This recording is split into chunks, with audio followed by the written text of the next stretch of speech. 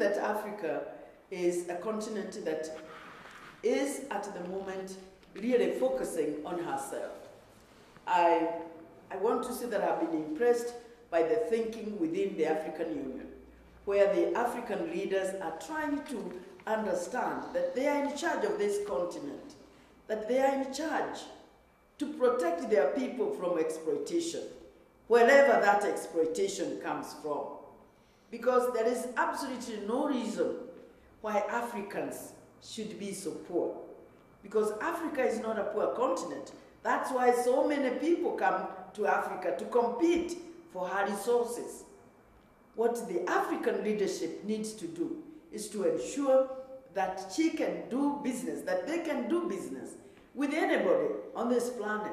But that business must not be at the expense of the dignity of the African people, at the expense of the respect of the African people.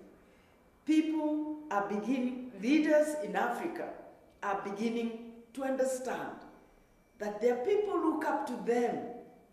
Anywhere in this world, ordinary people look up to their leaders to provide leadership, to provide protection, because they are vulnerable.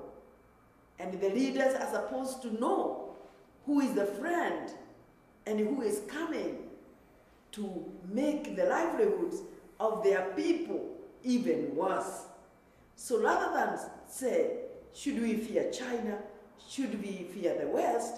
What we should be saying, and what I want to say to the African leadership is, can you provide leadership to your people?